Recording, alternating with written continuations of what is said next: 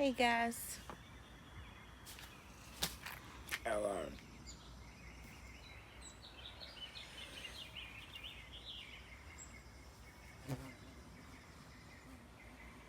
Some people were asking questions about how John found out he had cancer and kind of what his journey has been. Yeah, now we're dealing with it Yeah. afterwards. Well, after the surgery. Yeah. So I think John's going to answer some questions today. Yeah, the first one has been I've had a few people ask what caused the cancer. But really, I think we should start out with what led up to it. How did you know? So really, I've been having some health problems. This is like 2018, 2019. I'd had some health problems where my oxygen was dropping when I went to sleep. So they said that I had like this really severe case of sleep apnea, and it was causing heart trouble and all this stuff. But they said when I went to sleep, my oxygen would drop into like the 60s and 70s. Your oxygen was dropping in the 60s and 70s. Yeah. So they put me on a BiPAP and oxygen machine, and I felt better for about a year. But I started waking up with a sore throat, like dry sore throat, and I thought it was from the BiPAP and the oxygen. Yeah, we kept saying we thought that it was because that BiPAP was pushing so much air through his throat and nasal cavities and all this stuff that it was causing a dry throat. But I couldn't sleep without it because I would stop breathing, like severely stop breathing. But so this goes on. I used it for about a year. You were only breathing. How did they tell you that you only had a breath once every 30 seconds? Something like that. It was, I mean, like, you have to wonder how you were even still alive after your oxygen was so low and you would stop breathing. I couldn't breathe. I couldn't sleep at all watching you breathe. Well, fast forward a year, year and a half, I wound up getting COVID when the bad COVID was here, and my throat hurt really bad, and they gave me the antibody infusion. So I felt all right getting over the COVID, but the sore throat never went away. It just progressively got worse. So I would go to the doctor, they would give me antibiotics. Then a couple of weeks later, they'd be right back. And this went on for almost a year until they said that I had thrush. You could see a big white ball in the back of my throat. Well, needless to say, it was a tumor that had gotten covered in throat. So they sent me for a biopsy, and it came back that it was um, metastasized squamous cell carcinoma. And they said that it was stage 4 in my lymph nodes, and it was inoperable. Because it was so large that if they were to operate, I would lose my tongue and everything. voice box, tongue, everything. So the only option I had was to be aggressive with it. They gave me 38 radiation treatments and 3 of one of the strongest chemos Cisplatin. that was one of the oldest chemos, The very first one they ever made. but it was one of the hardest. Yeah.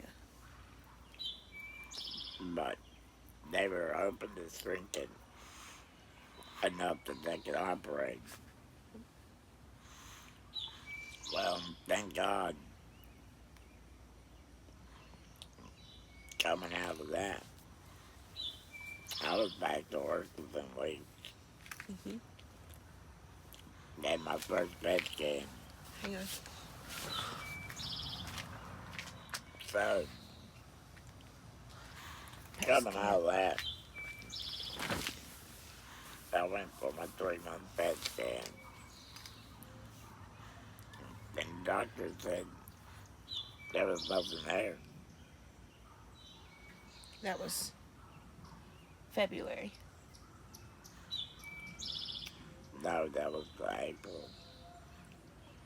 I finished in February. Oh, finished in February. Doctor said that there was nothing there in April. And I felt pretty good. Started gaining weight. Well, I came out of my feeding tube, was able to start eating. And then in November, around Thanksgiving, I started having a sore throat and an earache, which was really the telltale sign. The ear pain was just terrible. But I went back to the doctor in December, and they told me what they called a deep breathing. And the biopsy. And they said my cancer came back. It was very aggressive again. So they rushed and scheduled a surgery, which turned out to be about a month later. In January. But they done a total laryngectomy and took my voice box out. Said I wouldn't be able to talk unless I used an electrolytic or I had an implant put in. And, the idea was go in and cut out all the cancer. But unfortunately, all the margins were negative, except for one. One margin came back positive at the base of my tongue, which means,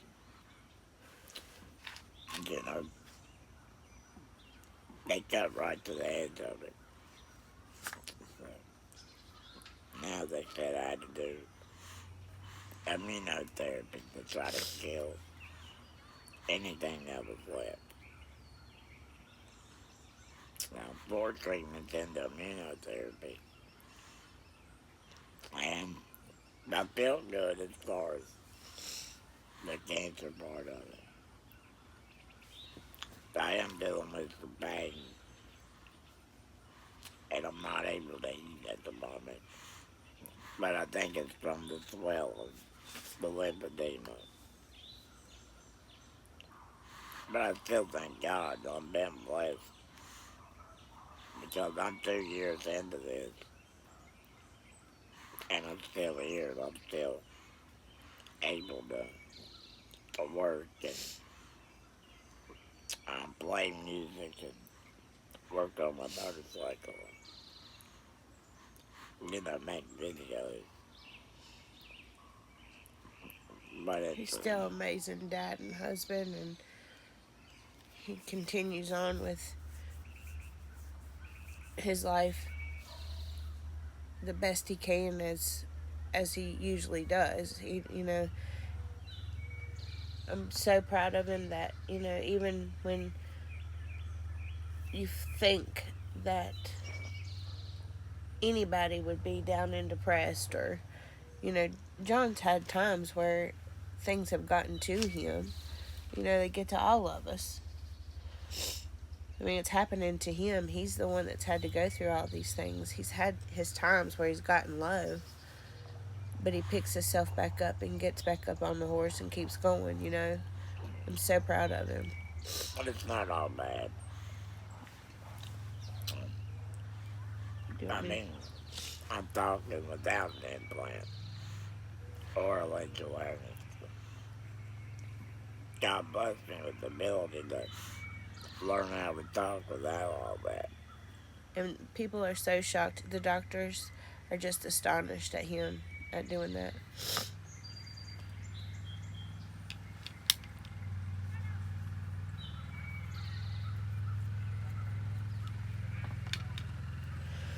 So one of the questions was, um,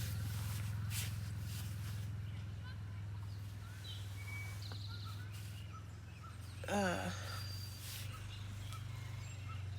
the cancer. How did you get it? It's squamous cell carcinoma. Yeah. Basically, they said either HPV or smoking and alcohol is the main cause. The main two things. And I'm negative for HPV. They said it's probably from smoking. How long did you smoke? About 24 years. You started when you were About 14, 15. and always smoked full flavored cigarettes up until 2 years ago. The first tracheostomy. December 2022. Right. It's almost been, I guess it's been a year and a half.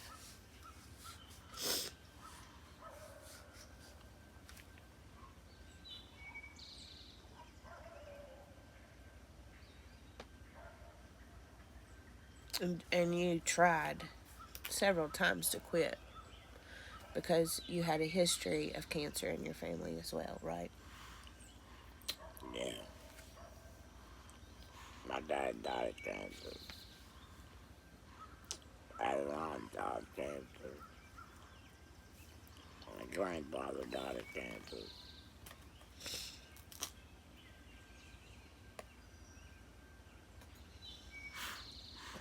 Going back to that, looking back now, I don't think I ever had sleep apnea. I think I had a tumor the whole time. Well, and your brother passed away from sleep apnea, and you have to, or they said that he quit breathing in his sleep, possibly sleep apnea, and you have to wonder, he smoked all of his life too, and you have to wonder, it makes you second guess everything in the world. But anyway, oh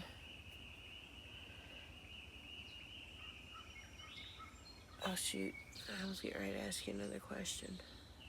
Oh, so the next question is, since you've had laryngectomy, a lot of people don't know what laryngectomy means. They basically remove your voice box and disconnect your airway from your mouth and nose and bring it out your neck. I don't breathe through my mouth and nose at all anymore. It's all through my neck. And so, does that mean you can't smell? Very few things I can smell. They have to be real strong smells. Like every now and again, when we go down the road, you can smell polecat if If it's a it's real real strong bad, one. But you can't smell gas in the building. yeah. No. You can't smell acetone. You can't. I mean, nothing. None of the smells that we work in, you can't smell them. You can't smell paint thinner, paint, nothing like that.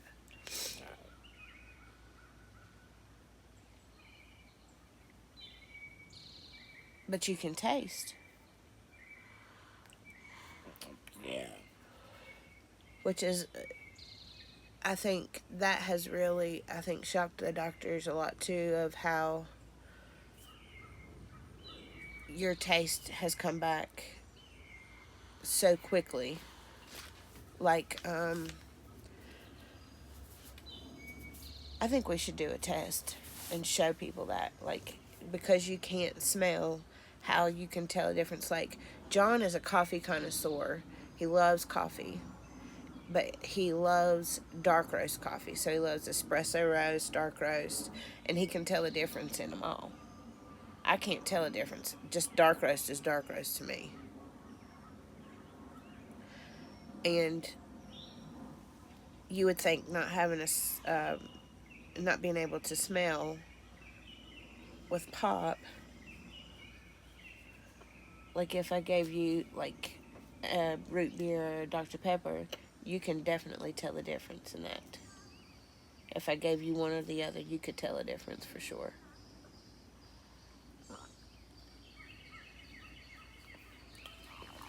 Yeah.